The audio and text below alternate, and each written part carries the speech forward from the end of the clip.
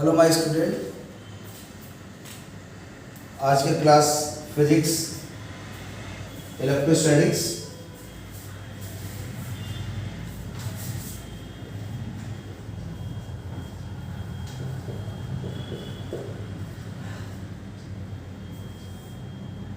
और इसमें आज एक एप्लीकेशन ओरिएंटेड कोई क्वेश्चंस दे रहे हैं जिसमें कि वो जनरल फॉर्म में रहेगा और जब प्रॉब्लम बनाना होगा तो उसके वैल्यू खाली पुट करने से प्रॉब्लम बन जाएगा। और ये आईआईटीज में, जेईई एडवांस में, जेईई मेन में फेमस क्वेश्चंस है। क्या है वो? To find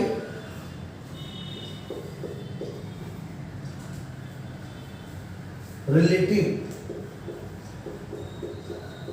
velocity, to find relative velocity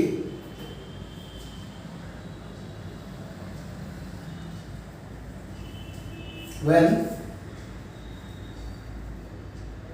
two charges q1 or you can write qa and qb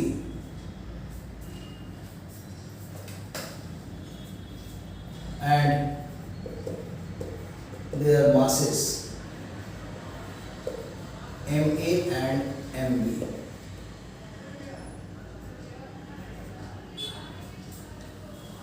are given.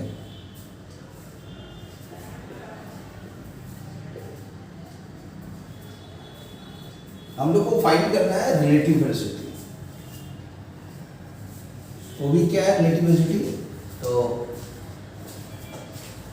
VBA vector, ये हम लोग को फाइंड करना है relative velocity VBA vector when two charges QA QB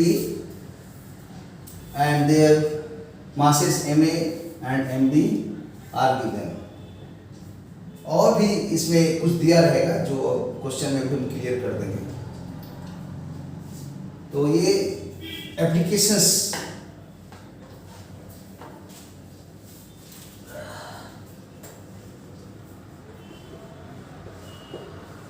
application class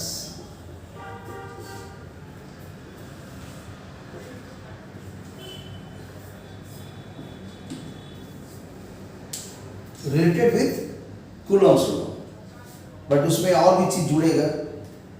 वो क्या है देखिए, तो समझिए सिचुएशन। पहले है कि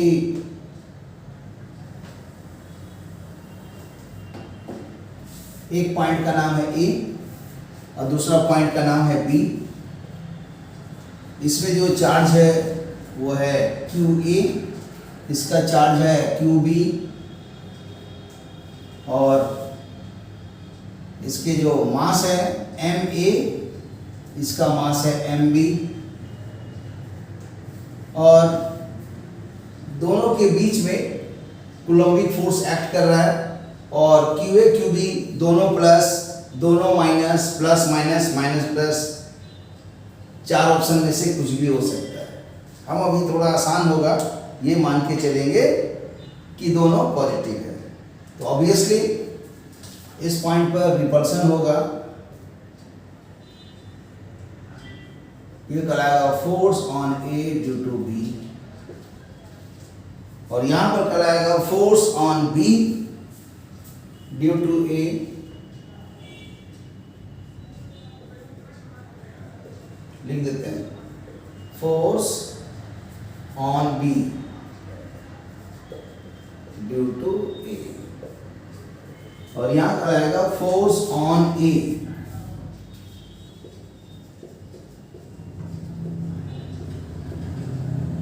ड्यू टू बी। ये वाला ये चीज है और ये इसके बराबर है और ये बीच का जो सेपरेशन है वो रहा होगा शुरू में कुछ और दोनों में फोर्स एक्ट कर रहा है और जान ही रहे कि ये जो फोर्स काम कर रहा है force on A due to B, और दूसरा जो force on B due to A काम कर रहा है, दोनों के वैल्यू बराबर होते हैं और दोनों का डायरेक्शन एक दूसरे का उल्टा होता है। इसीलिए ये जो नेट फोर्स होगा, इस F का मतलब हुआ ये नेट फोर्स। नेट फोर्स या खाली नेट लिखने से भी काम चल जाएगा, क्योंकि यहाँ नेट का मतलब ये हुआ नेट फोर्स है।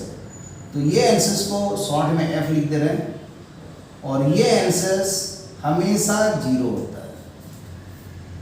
क्यों? ये एक्शन रिएक्शन जैसा बिना कांटेक्ट का ये फोर्स काम कर रहा है, और इसी के वजह से हम बोल सकते हैं कि इस सिस्टम में एक पेयर है, मतलब Q1 चार्ज है, Q2 चार्ज है, इसको 1 2 भी बोल सकते हैं। लेकिन आने वाले दिन में कभी कभी चार्ज इससे ज़्यादा भी रहेगा, 3 4 5, उस समय भी कंसेप्ट बताएंगे। लेकिन आज बता रहे हैं स्पेशली 2 चार्जेस के लिए, ज़्यादा चार्जेस के लिए भी जब आएगा टॉपिक्स तो बताएंगे। अब इसको देख सकते हैं कि हम जानते हैं कि force is equal to dP/dt, ये न्यूटन के लॉ में मिलेगा, और ये कंसेप्ट कूलम्ब्स लॉ में भी एप्लीकेबल है। तो यहाँ पर ये एक वेक्टर इक्वेशंस है, वेक्टर डिफरेंशियल इक्वेशन, और इसको लिख देते हैं क्या है, वेक्टर डिफरेंशियल इक्वेशन।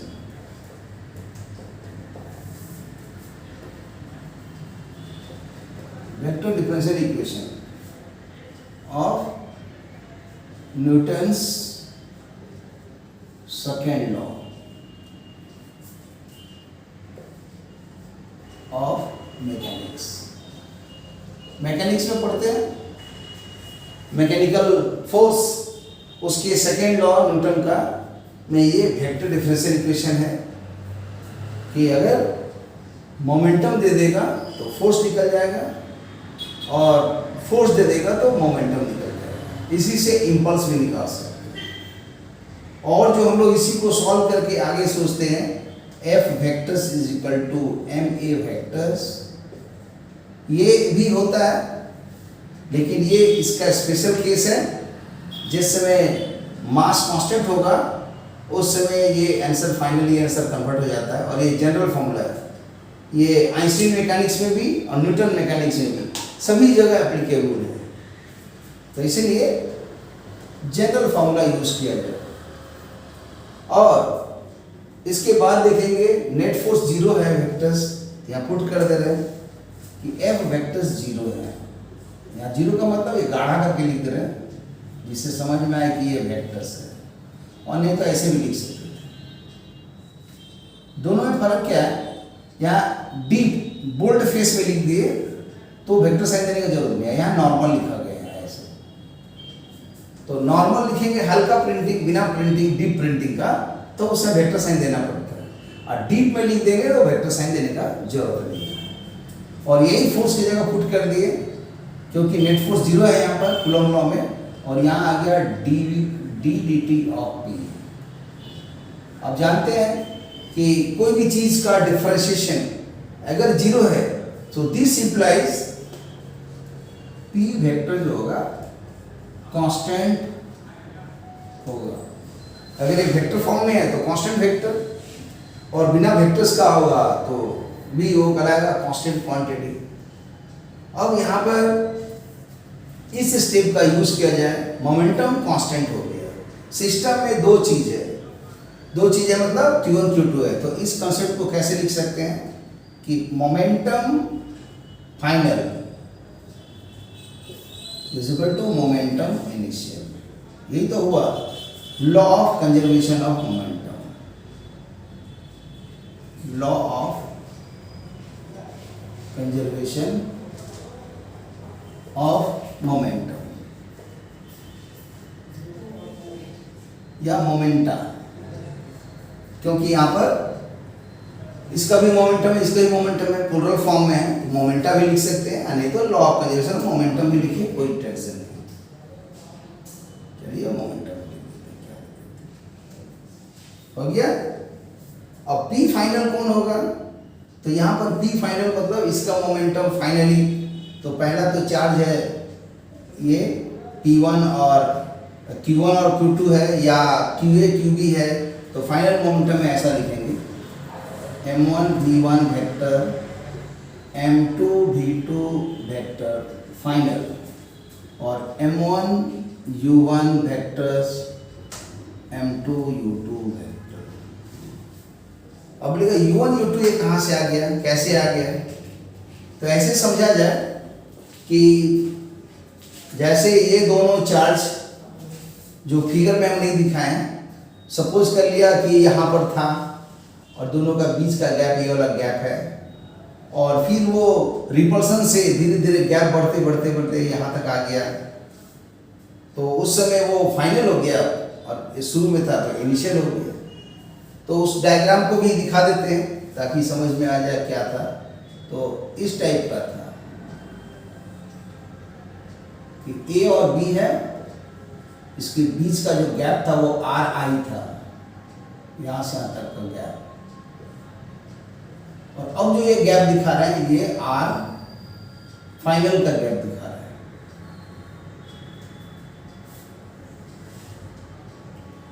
शुरू में ये सिचुएशन था, चार्ज यहाँ था क्यू ए, ये चार्ज था क्यू बी, और रिपल्सन की वजह से या अट्रैक्शन की वजह से ये बीच का जो गैप है धीरे धीरे बढ़ते चले गया। तो इंडिविजुअली दोनों पर जो फोर्स है वो वेरिएबल फोर्स होगा, क्योंकि इनवर्स स्क्वायर लॉ में आर चेंज कर रहा है, Q1 Q2 तो नहीं चेंज कर रहा, बट बीच का डिस्टेंस चेंज करेगा और फोर्स वेरिएबल है, इसलिए ये स्टार्टिंग में ऐसा रहेगा। ये एक्चुअली फिगर इसी में है, लेकिन हम इसको अलग सेपरेट करके दिखा दिए, और यही आंसर धीरे धीरे धीरे बढ़ते जा रहा है। अगर हम इसको इसी डायरेक्शंस को रेफरेंस फ्रेम मान लें, तब उस समय लिख सकते हैं कि M1 V1 M2 V2 M1 U1 M2 U2,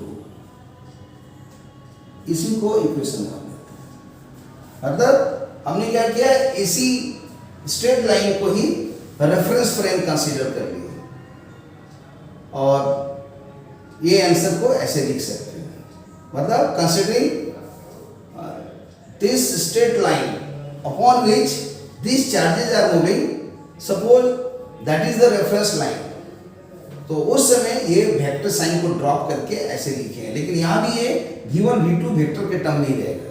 कैसे, तो यहाँ पर है U, मान लीजिए इसका जो वेलोसिटीज होगा उस समय U1 है, इसका वेलोसिटी U2 है, और इसका वेलोसिटी V1 है, इसका वेलोसिटी V2 है, तो नेचुरली V2 ही मेरा VA है, V2 को VA बोल सकते हैं, और ये जो लिखे हैं V2 को VB लिख सकते हैं, और V1 को VA लिख सकते हैं। उसी तरह यहाँ पर भी U1 को लिख सकते हैं UA, और इसको लिख सकते हैं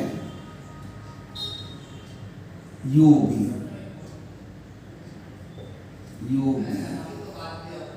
ठीक है, 2 माने B, 1 मतलब A। तो रेफरेंस फ्रेम इसी को कंसीडर करने से वेक्टर साइन को ड्रॉप कर दिए हैं, लेकिन अभी भी ये वेक्टर के फॉर्म में है। क्यों? क्योंकि अगर इस डायरेक्शन को प्लस मानेंगे तो ये डायरेक्शन माइनस होगा, तो इसमें U1 U2 का साइन को कंसीडर करना पड़ेगा, नहीं तो रॉन्ग हो जाएगा। तो considering this line as the reference frame, तो लिख देते हैं वर्ड, ये लाइन कब आया, considering the line AB as reference line, तब उस समय ऐसा सोच लेंगे। फिर इसमें फोर्स काम नहीं कर रहा है, तो इसलिए एक कंसेप्ट और लगेगा वर्क और एनर्जी का, जिसको हम लोग बोल सकते हैं according to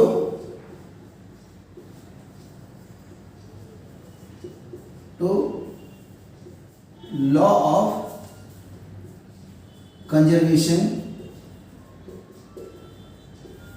of energy, law of conservation of energy. इसमें क्या होगा, energy final is equal to energy initial. मतलब इसमें भी नेट फोर्स काम नहीं कर रहा है, इसलिए law of conservation of energy applicable है। और क्यों है तो लिख देंगे, since no external force, no any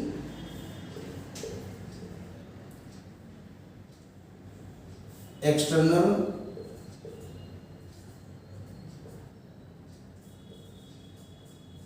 no any external force is acting, कोई एक्सटर्नल फोर्स एक्ट नहीं कर रहा है। क्यों, यहां तो दिया ही हुआ है नेट फोर्स 0 है, और ये जब भी है तो ये Newton third law action reaction वाला फोर्स है, तो ऑब्वियसली बाहर से कोई एक्सटर्नल फोर्स तो लगा नहीं। अब एनर्जी फाइनल में क्या क्या आएगा, तो एक आएगा पोटेंशियल एनर्जी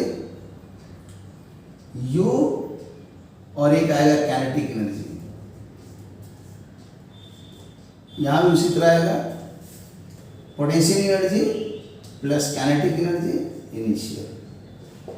अब इसका वैल्यू पुट कर देंगे, तो जब वैल्यूज को पुट करेंगे तो क्या आएगा, पोटेंशियल एनर्जी फाइनल, तो बीच का डिस्टेंस इतना है, तो इसके आंसर्स हो जाएंगे 1/4πε0 Q1 या QA QB, या 1 2 यूज किए हैं तो 1 2 यूज कर देते हैं, अच्छा रहेगा। तो Q1 इंटू Q2 और डिवाइडेड बाई फाइनल है तो R final plus kinetic energy final, इसका काइनेटिक एनर्जी फाइनल क्या होगा, half m1 v1 square plus half m2 v2 square is equal to, अब होगा पोटेंशियल एनर्जी इनिशियल, तो आएगा 1/4π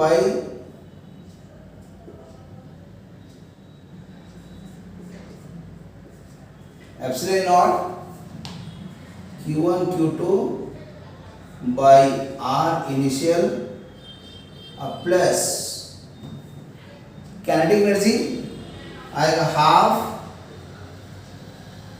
m1 u1 square half m2 u2 square.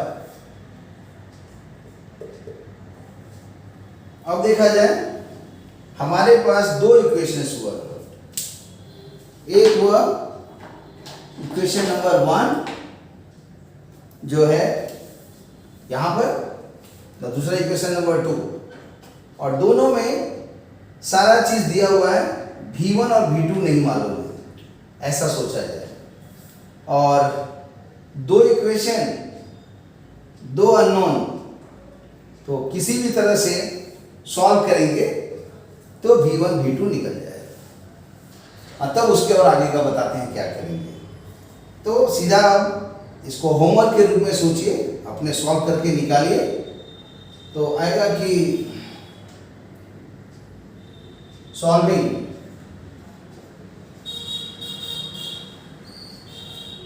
Equation 1 and 2, VA and VB can be calculated। मतलब ये जो step बताए हैं, इस स्टेप के यहां स्टार लगा दे रहे हैं,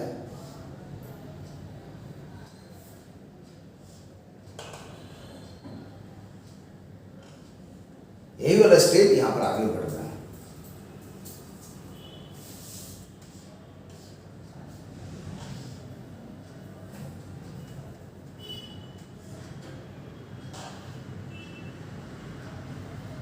ठीक है, वो स्टार को इसे कनेक्ट कर दे। सॉल्विंग इक्वेशंस,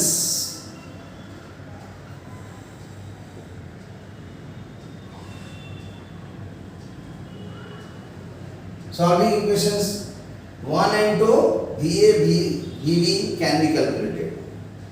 क्यों? as जैसा कि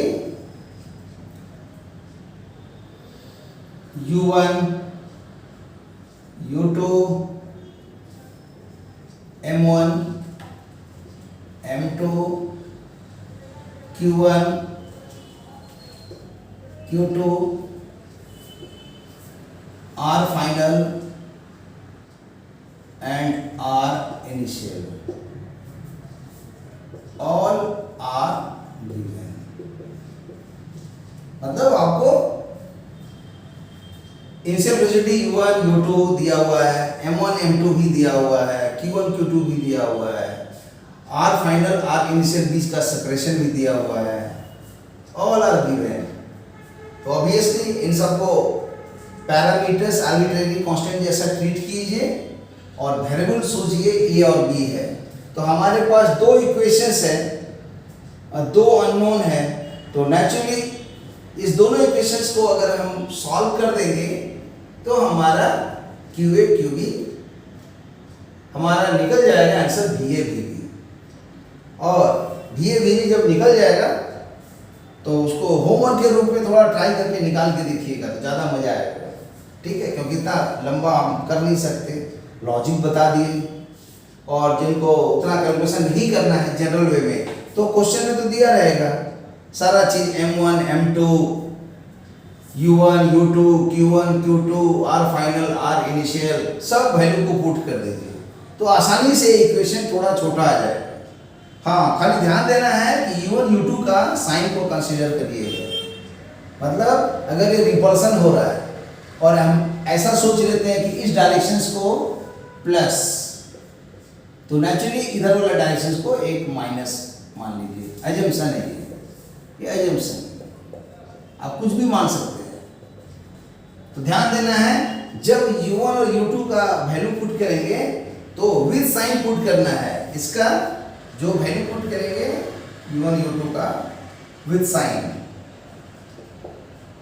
इसका वैल्यू पुट कीजिएगा, नहीं तो सारा मेहनत बर्बाद हो जाएगा। अगर देख रहे हैं कि रिपल्सन हो रहा है, भाग रहा है ऐसे, तो अगर इस डायरेक्शन को माइनस मान लिए और इस डायरेक्शन को प्लस मानना पड़ेगा, जैसे एक्स एक्सिस में मानते हैं कि इधर प्लस इधर माइनस, वही वाला कॉन्सेप्ट है लिखे, तो यहाँ पर पुट करना पड़ेगा। लेकिन जब अगर बहुत सा फोर्स हो जाएगा, बहुत सा चार्ज हो जाएगा Q1 Q2 Q3, तो उस समय वेक्टर के फॉर्म से ही बनेगा और उस समय ए वाला आंसर भी वेक्टर के फॉर्म में लिखना पड़ेगा। तो कैसे लिखते हैं? हाफ एम भी वेक्टर स्क्वायर, ऐसे लिखा जाता है। वो बात अलग है कि फिर इसकी कंसेप्ट और आगे बढ़ेगा तो आ जाएगा हाफ एम भी डॉट भी। अब फिर इसको सॉल्व करेंगे, तो अभी उसको हम नहीं कंसीडर करते हैं, छोड़ देते हैं, लेकिन यही कंसेप्ट होगा उसमें, और उसको भी छोड़ दीजिए तो कंफ्यूजन ज़्यादा हो जाएगा। अब निकल गया बी ए बी बी। अब क्या करना है इसके बाद? तो इसके बाद बस यही करना है कि हमारा टारगेट क्या था, to find relative velocity V B A, तो सीधा लिखेंगे रिलेटिव वेलोसिटी। रिलेटिव वेलोसिटी वो भी किसका? Relative velocity of B with respect to A, जिसको शॉर्ट में लिखते हैं वी बी ए वेक्टर, और ये हमेशा ऐसा होगा। मतलब इसको और एक लिख सकते हैं V B vectors plus with minus sign V A vectors.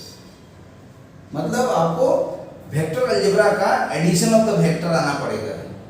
मतलब एक वेक्टर ए है, उसका नेगेटिव वेक्टर निकालना पड़ेगा, फिर इसको एडिशन कर देंगे, और नहीं तो यहाँ सब्ट्रैक्शन कर देंगे। ये सब 11 में है, और चूंकि हमने यहाँ पर आसान कर दिया है कि इसी को ही हम रेफरेंस फ्रेम माने हैं, तो इसीलिए वेक्टर साइन ड्रॉप करके लिख सकते हैं यहाँ पर कि V B A vectors vector sign drop कर दे रहा है। Relative velocity of B with respect to A, V B A vector क्या होगा, V B minus B A होगा।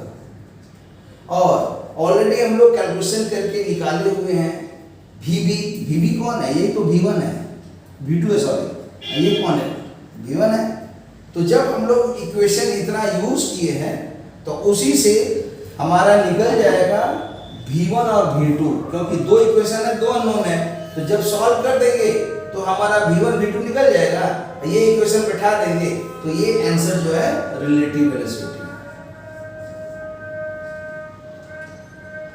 Relative velocity